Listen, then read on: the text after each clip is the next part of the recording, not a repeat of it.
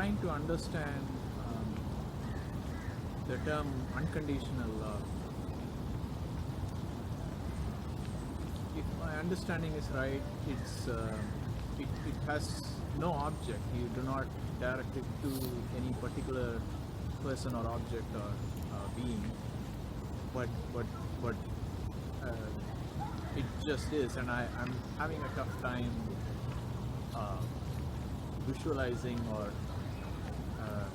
even trying to get started on how to approach this concept.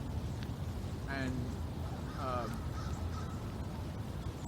was also wondering if it is something that's worth practicing, or worth practicing towards some spiritual maturity, or is it something that one just comes across without having it as a goal, and simply because it is such a nebulous concept?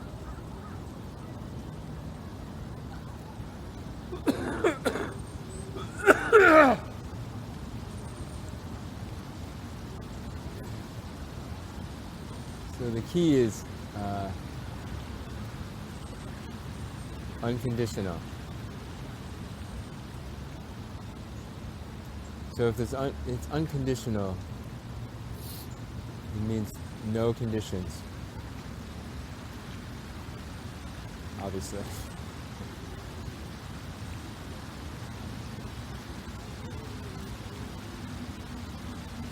So that means you don't wait for it in certain circumstances.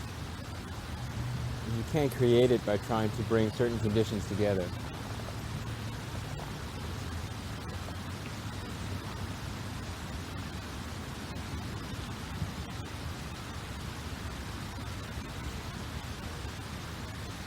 And it's not bound by certain objects or subjects.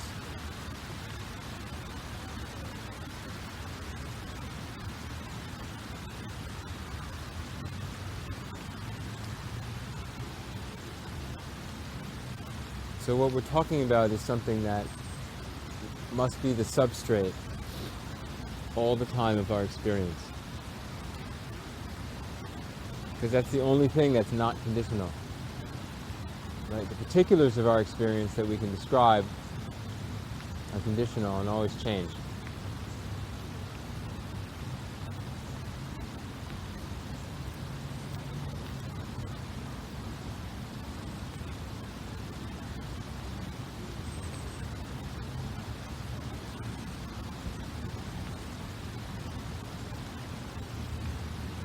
So unconditional love, or anything else unconditional,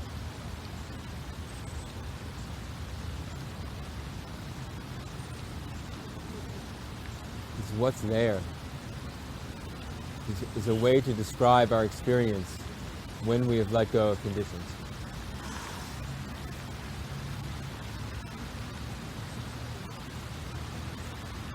Conditions are never really things there, right? They're appearances. It's our ideas that make conditions. We apply our ideas to appearances and we make a condition. And when we do that, we filter ourselves away from that love.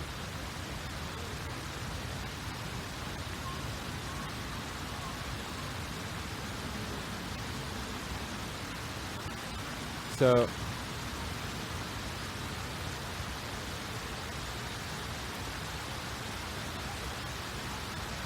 in terms of can you cultivate it?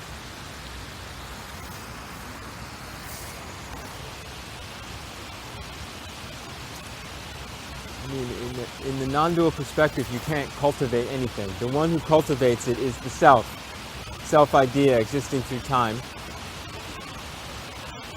And that's what is in the way. You can't get to a goal that the getting to it is what's in the way.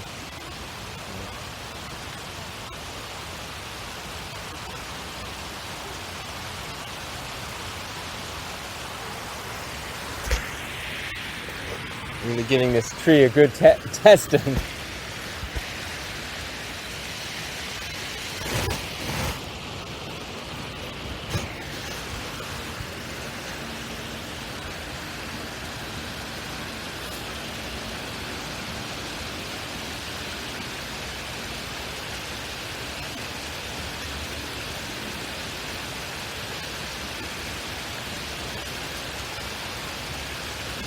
So there are naturally certain conditions that happen, apparent conditions, things we think are conditions, that when they come together, we might happen to feel that unconditional love.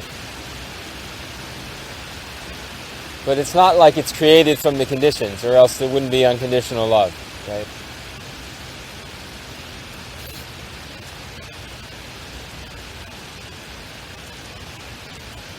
Somehow certain conditions trick the self, the seeking self, the self through time that we grasp, into relaxing and disappearing temporarily.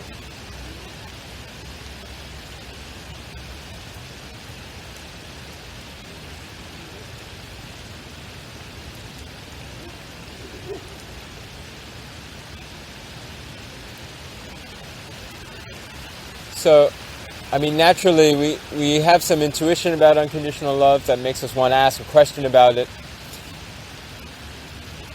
So just asking about it, someone else or yourself,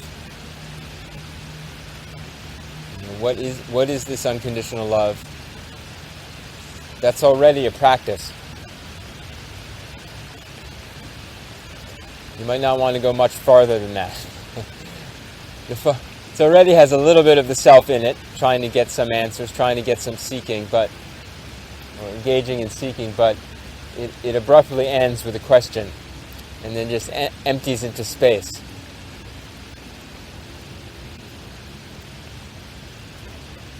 As some good questions do that, they empty us into space. Does that make sense?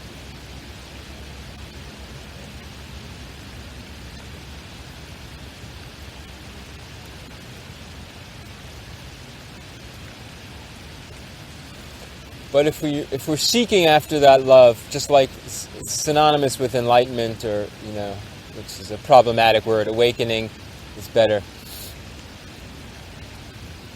The seeking after it is pushing it aside, is covering it up.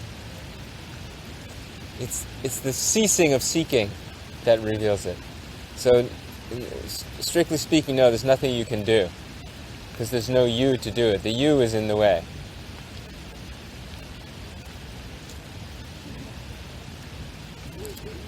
But as long as there is a you may as well ask the question, what is this unconditional love? Or what is the end of the me?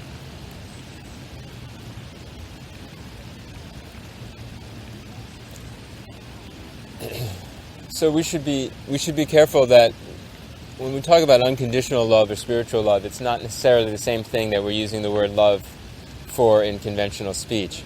Although there's some overlap. That was going to be my other question, which is why unconditional love, given our conventional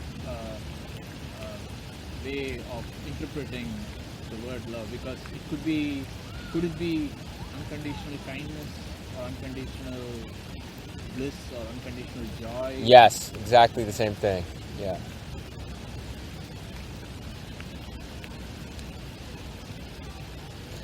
The word love is nice because it has a depth to it. I mean, it's just a word, so it's just suggestive, right? And it's a vague word. But it has a depth to it, and it has a belonging to it, and an inclusivity to it. And that's important, because when the self is dropped, all those things fully blossom. Complete inclusivity, right? Nothing separate. And that's why we can say love, because love is when there feels like there's no separation. Total belonging. But conventionally speaking,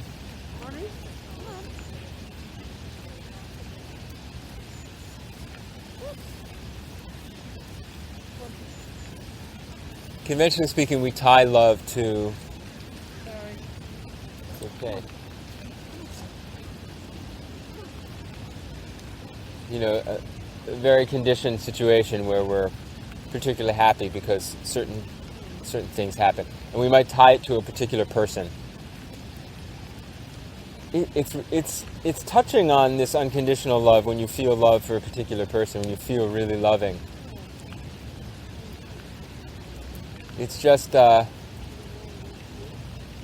you're confusing it with the person that happens to enable you to relax in that moment. Relax enough to start feeling love. But if you just relax without that person, you also feel love with somebody else or with no one there.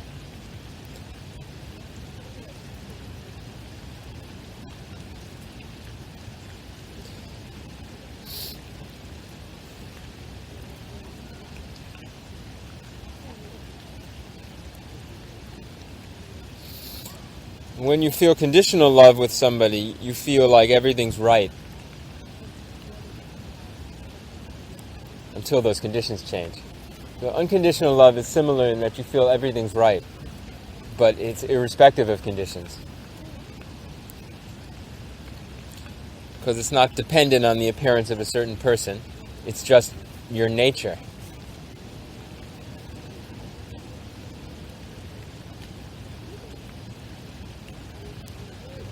That feeling, that realization that we have to be clear, it's not like things are not right and then they become right when some mystical enlightenment happens. Things are all right, always. When we make up problems in our mind. So awakening is realizing, oh, I make those up in my mind. They're not really out there.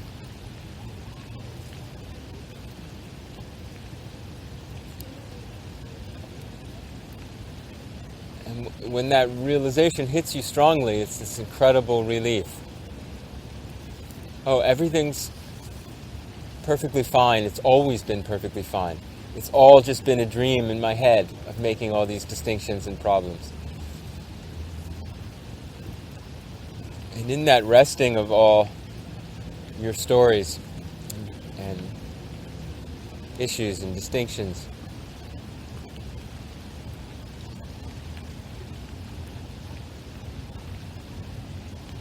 there's a perfect sense of belonging, and everything included.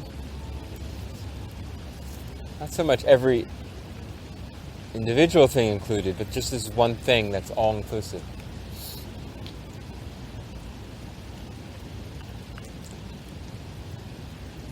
And that's actually who you are. That's awareness. Within awareness, one of the things that comes out is the idea of a self, a particular body-mind. The body-mind doesn't really exist. That's why I often say apparent body-mind, right? It's a feeling. We feel the body and we think, and it's a thinking. We think about the body. But that's all. That's just arising in awareness. All we actually have evidence for is awareness. Because we identify with this idea of the body, we start the cut-off feeling. We end that sense of love. Instead, we have separation.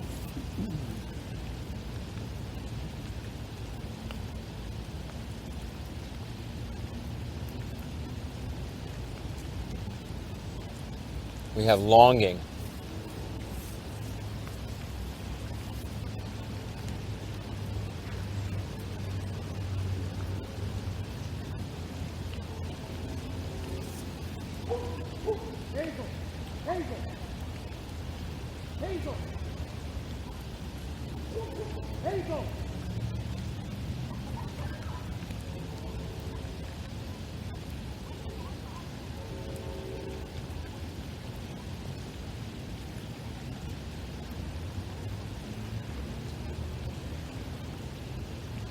Love is the end of longing.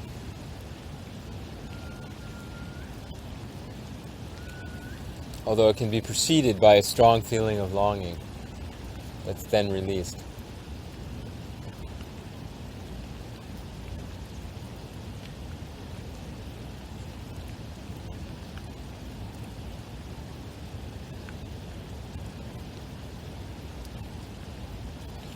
But yeah, just like with awakening, it's not the person that reaches unconditional love.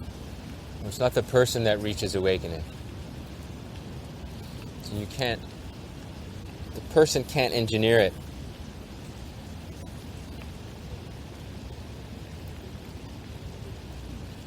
It's the dropping away of the person. It's the recognition of recognizing that what we are is actually awareness, that everything is equally included in.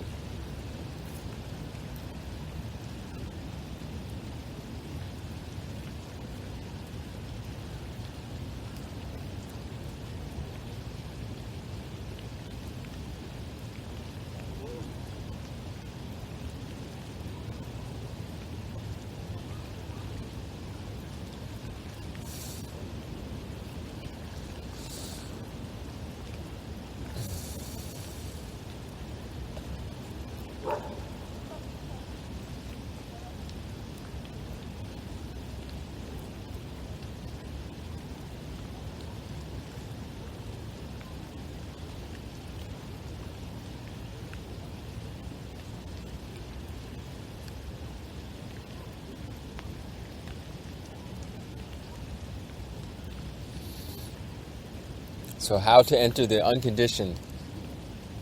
You simply have to see that you're making conditions. And when you see that, you stop. But we have this belief that conditions are out there and are real, and we're not making them. Thus we're separate from them.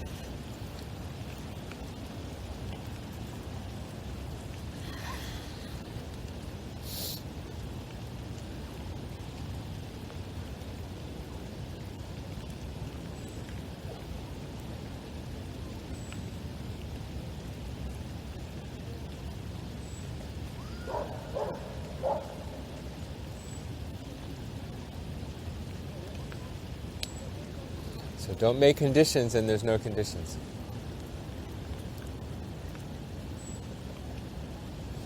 When you say, no, there's still conditions, there's this and this and this, you're just making them. You're just relying on a belief system.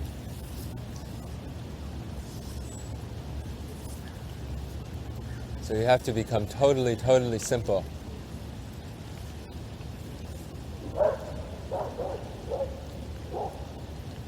There's a phrase, I can't remember who said it, to make a house cleaning of beliefs. Stuck with me.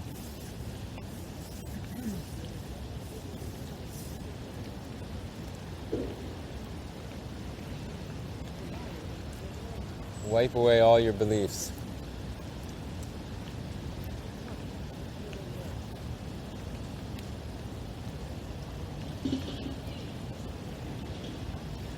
Even that essential self one, where you think awareness is coming out of this body-mind, instead of realizing this body and mind is arising in awareness.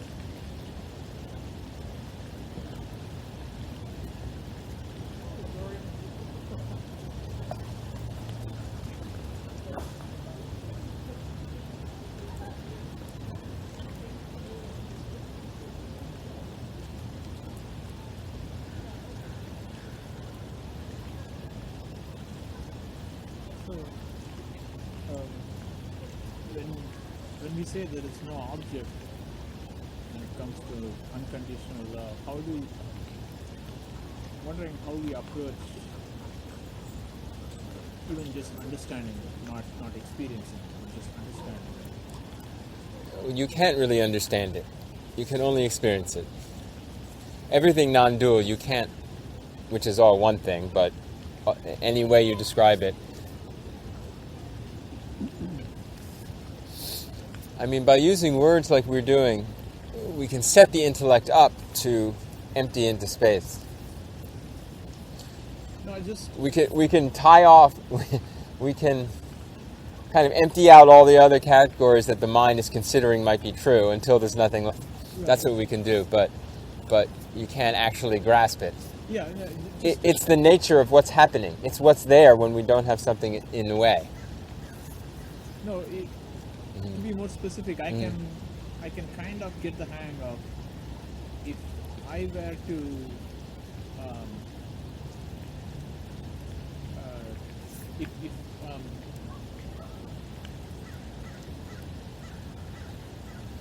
I don't know what the right verb is to use here, but if I were to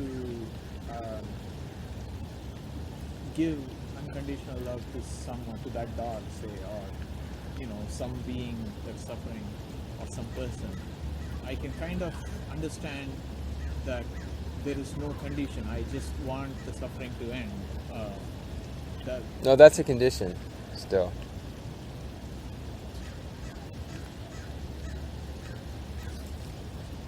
And you can't give unconditional love to another being. Unconditional love is the state of reality that you can taste when you drop self. Or not when you drop self, but when self drops.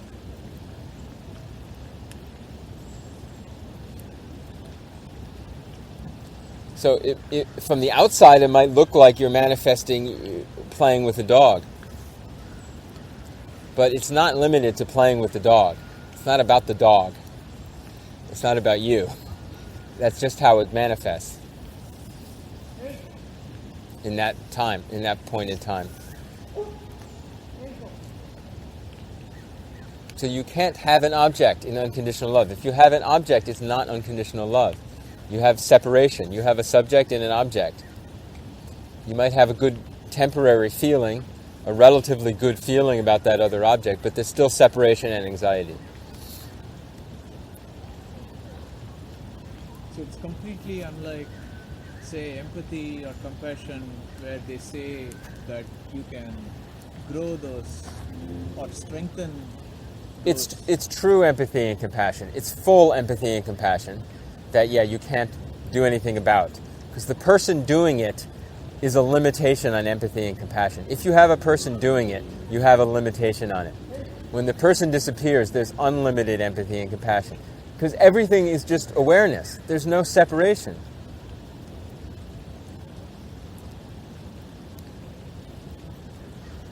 Other beings, other body minds, and this body mind are all arising in awareness. They have equal value, and there's no... You couldn't possibly hurt or intend to hurt another body mind because it's the same as your body mind. It's not this. I mean, it's not that it's the same in an objective sense. It's just there is no objective sense. There's just awareness. Does that make sense? It's just an undifferentiated field of awareness. And empathy and compassion or love or whatever you want to say is then the way we describe it.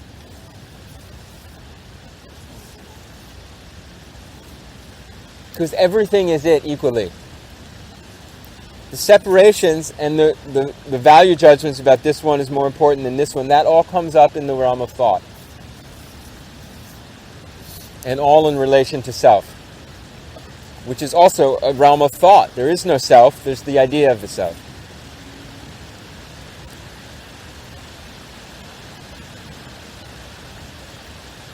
So this sounds so remote sometimes because so much of the time we're within the mindscape, within the thinking scape of self and other and distinctions. But that doesn't mean we don't have access to this conditionless, free appreciation of awareness. That also happens often. It's just, if there's not wisdom, if there's not understanding that that's the truth of our nature, it's fleeting.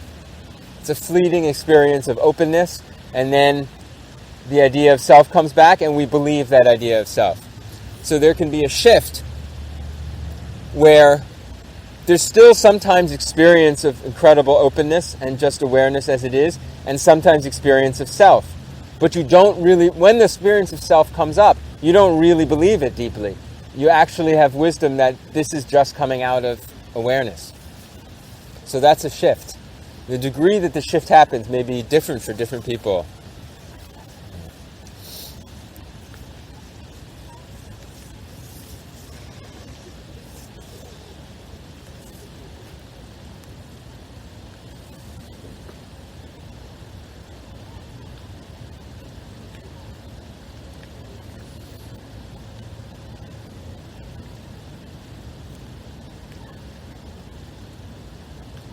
But I don't think it's helpful to think of it as this extraordinary experience that we have to reach far to get.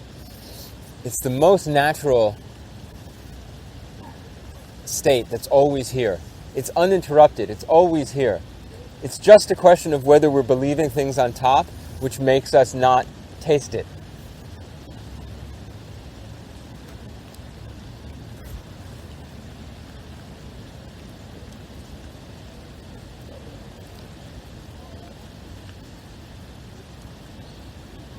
So all you have to do is remove things or let go, not gain something.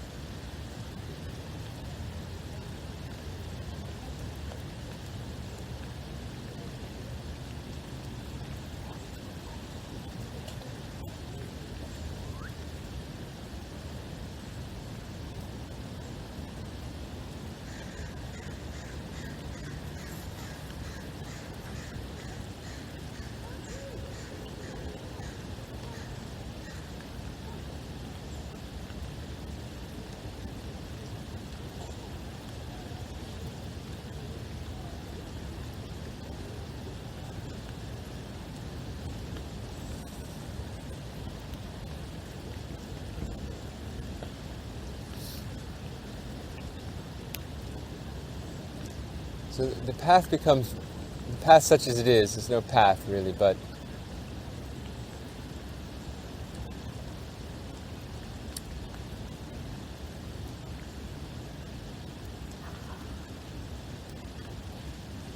the way it unfolds is very simple, right? It's just confidence that peace or love or awakening is always here.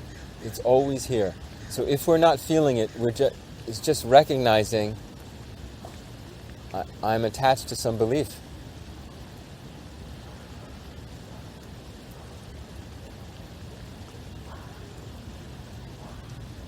And experiencing the letting go of that belief.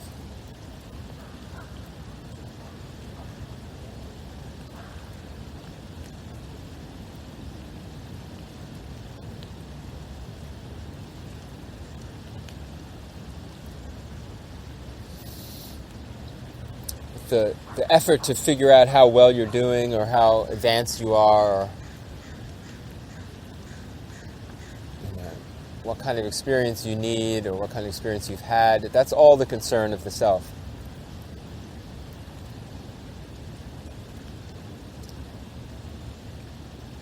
So again, it's just beliefs that cause suffering.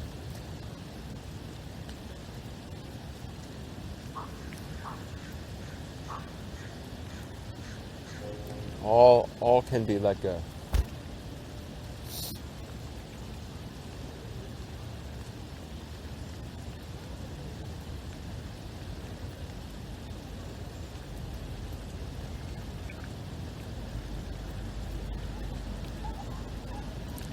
You can trust that just as awareness produces this rain and this tree,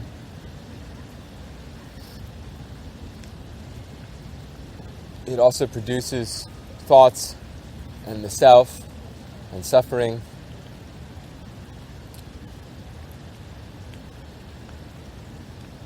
So in that vastness, we just begin to accept everything, including being deluded, including confusion. The more you accept it all, the more there's no basis for suffering to grasp onto anymore. Suffering and division can only exist. It needs a substrate of belief, of this is objectively true in the outer world. And when you pull that rug out from under it, just everything becomes open.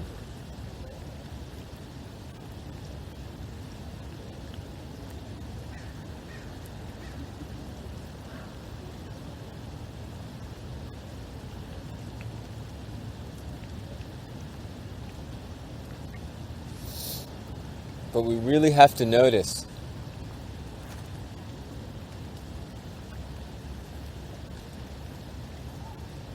We really have to notice, and from noticing gain confidence that I make all kinds of beliefs and I hold on to them. And that's what creates my dissatisfying world.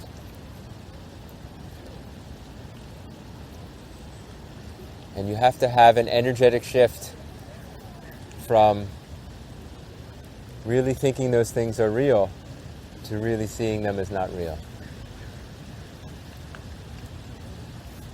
They just arise in awareness and dissipate in awareness. There's nowhere to go. There's nothing to do. You're not going to arrive there in time, some other place.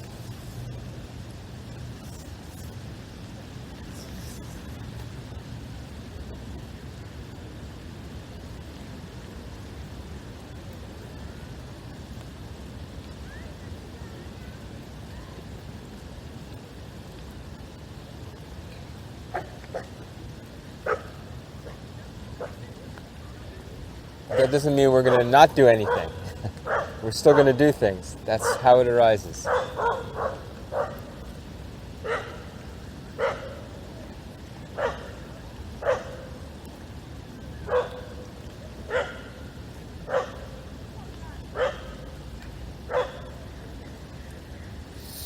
But as we're letting things go, we start to feel that they're less and less important. Everything. Actually, everything is important, but every distinct thing is unimportant. Only the all is important, because only the all exists, actually.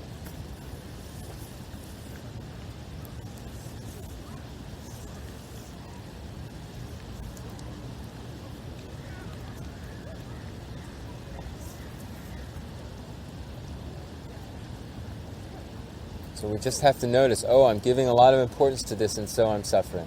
It's so simple. That doesn't mean it's easy, because the habits are strong, but it is simple.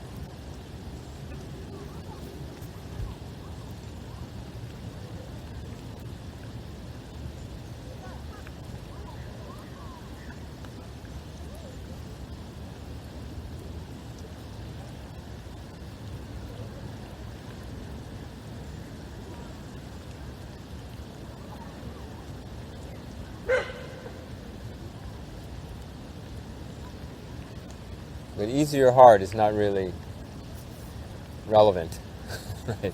I mean, that's again the comparison of the mind. Hard or easy to get to where? You're not going anywhere.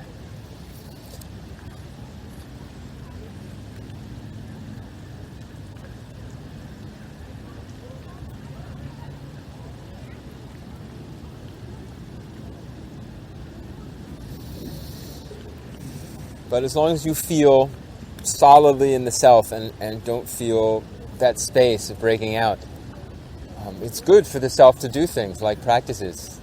You know?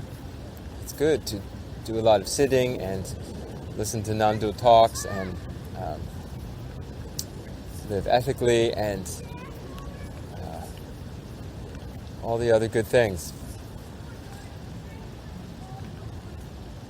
Because it relaxes the self. It makes the self more wholesome, clear, less agitated, and then cracks start to open and the light just naturally comes in.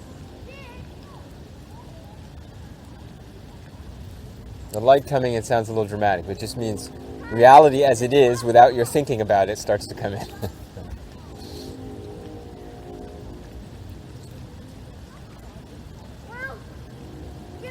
across the mud day. Right. Oh!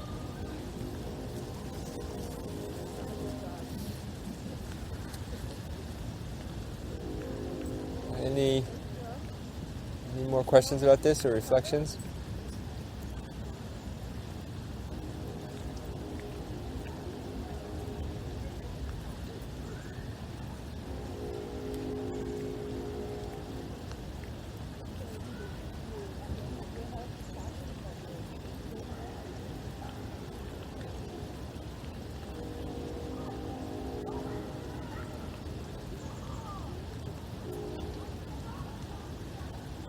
It seems like in conventional discussions,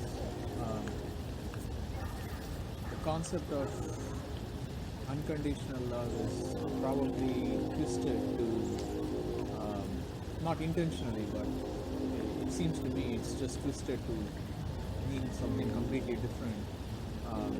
They may use it as a way to measure spiritual maturity by saying, I don't know, Mother Teresa took care of that person, dedicated her whole life for doing that. That's unconditional love, or something like that. Or Buddha, they take examples of someone's life to show how that's a measure of spiritual progress somehow, or at least that's the general impression that's given. What it seems to me is that from hearing what you said, unconditional love it's there in the awareness, and there's no concept of anyone giving it to anyone. It's there. Right.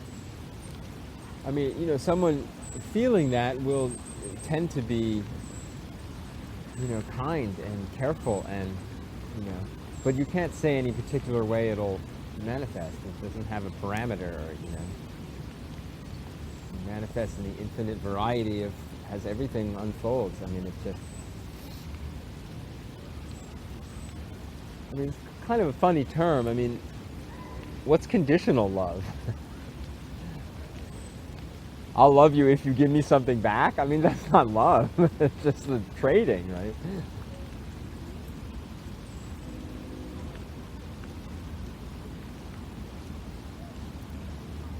And again, if you're doing something because you think it's spiritually virtuous and it's going to make you a better person, it's just selfish. Whether you think, really gross love, I'm going to go to heaven if I do this good deeds, or people are going to like me if I do these good deeds, or I'm going to feel better about myself if I do good deeds. That's just for yourself, which is okay. Better than, being mean. Ignoring it all. Yeah. But it's still pretty dissatisfactory, because you're still separate and alone.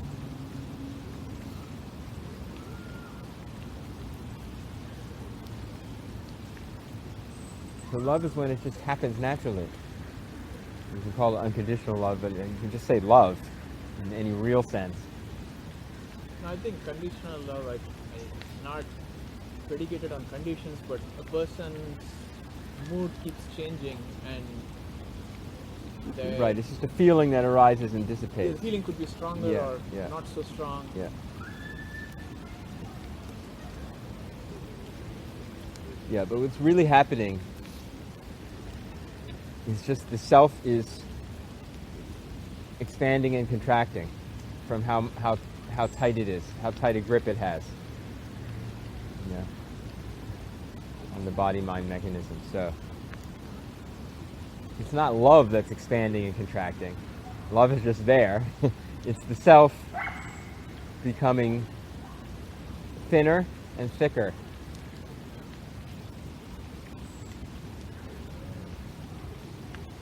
When it gets very relaxed and becomes very thin, there's this joy or love that comes. It's just everything becomes rich. Everything becomes part of your life. Everything is your life, which is how it is. Everything is your life, obviously. But when you're just thinking about how am I going to get my job done tomorrow and impress my friend, you're just blocking out all of life. So the self is then thick, and we say there's a separation, you can't feel the love. It's not really love getting stronger and weaker, it's just the self. Yeah.